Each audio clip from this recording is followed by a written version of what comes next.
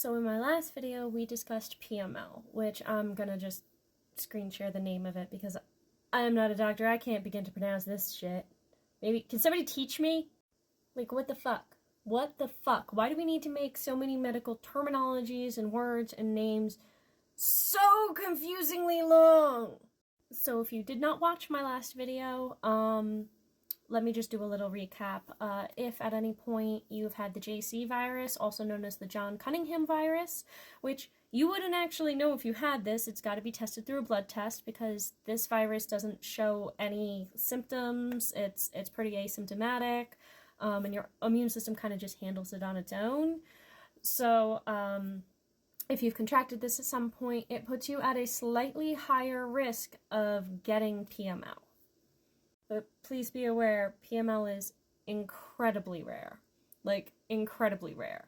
But it is not a good thing to contract. And not only having the JC virus puts you at a higher risk if you have MS or another autoimmune disorder, that can also put you at a higher risk. And certain medications for treatment for MS, tripping over my own tongue here, can actually also put you at a slightly higher risk. So it is something that you want to keep an eye on, be aware of, know that it exists. My doctor was like, really, he gave me a lot of information on this. I can't remember all of it because frankly, the day he told me I had MS and gave me all this information, I was shell-shocked and like, it was not a good day. But he referred me out to a few different resources so I could learn more about it when I was ready and when I could retain that information. So let's share it with you. PML is a disease of the white matter of the brain caused by a virus infection, aka the John Cunningham virus, that targets cells that make myelin, the material that insulates nerve cells. JC virus is carried by a majority of people and is harmless except those with lowered immune defenses. So once again, anybody who has an autoimmune disorder, you're going to kind of have worse issues with this. PML is very rare and occurs in people undergoing chronic corticosteroid or immunosuppressive therapy for organ transplants, individuals with cancers, Hodgkin's disease, lymphoma, individuals with autoimmune conditions such as multiple sclerosis, rheumatoid arthritis, and systemic lupus, some who are treated with biological therapies that allow JC virus reactivation are at risk for PML as well. PML is also most common among individuals who have HIV-1. I didn't know that one. I'm learning. Like I said, this whole journey, I'm learning shit too. The symptoms of PML, which vary according to the location and amount of damage in the brain, might evolve over the course of several weeks to months. The most prominent symptoms will be clumsiness, progressive weakness, slurring of your speech, and visual and occasionally personality changes. A diagnosis of PML can be made by following a brain biopsy or combining observations of a progressive course of the disease, consistent white matter lesions visible on an MRI scan, and a detection of JC virus in the spinal fluid.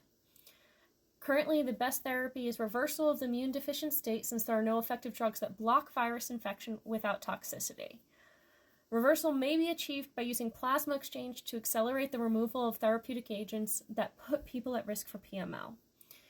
In the case of HIV-associated PML, immediately beginning ART will benefit most individuals. Several new drugs in that laboratory test have been found effective against the infection are being used in people with PML with special permission of the FDA. So it's not technically approved, it's still under research currently. And finally, the most important and kind of scariest part of PML. The outlook for individuals with PML depends on the severity of the underlying disease and treatment. In general, PML has a mortality rate of 30 to 50% in the first few months following diagnosis. Those who survive the disease will be left with severe neurological disabilities. Now, this information that I just gave you came specifically from the National Institute of Neurological Disorders and Strokes.gov. I will cite the link, and actually I'm going to cite the link off of a different website as well, because there's actually a lot about this disease that is important to know. So we discussed that the John Cunningham virus, or JC virus, is potentially what can kind of open the doors to PML. In truth, 85% of the population has had the JC virus at some point in their life. That's alarming. Like, holy shit. Oh my god. Each year, it's estimated that about 4,000 people develop PML and get worse, and it often leads to serious brain damage and frequently mortality. That's why it's so scary. It's one of those things, if you start to notice any of the symptoms of PML, you want to contact your doctor immediately so you can get the appropriate tests and hopefully treatments. So the term progressive in PML means that the disease continues to get worse. Multifocal means that the JCV caused disease in multiple parts of your brain. So it's not just attacking one area or two areas, it's attacking a bunch of different spots. However, it's possible for an individual with PML to only have one brain lesion instead of several lesions. The term the really long word I can't pronounce, means that the disease affects mainly the white matter of the brain or the myelin, although in some patients, the gray matter neurons are also involved. We're going to discuss the signs and symptoms in a little more detail. So, for example, the symptoms in people who have PML varies widely because lesions can occur anywhere in your central nervous system.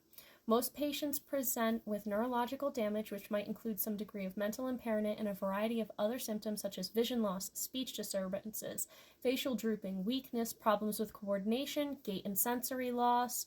In addition, approximately 1/3 of PML patients can present with seizures during the course of their disease.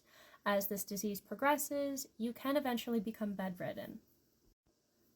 Because formation of new white matter does not occur in the affected areas, 80% of PML survivors do not experience regression of their symptoms. They might be left with permanent neurological dysfunction similar to patients who have suffered a stroke. Nevertheless, PML patients might have an extended survival up to 15 years and beyond if the initial cause of immunosuppression is under control. That is terrifying. In these patients, the disease is not always active, and they might have a burnt-out PML. And to boot, there are disorders with similar symptoms that are not PML that might be mistaken as PML without proper testing. And those include JC virus granule cell neuropathy. Definitely didn't pronounce that right, but once again, I'll link everything below. JC virus encephalopathy and JC virus meningitis.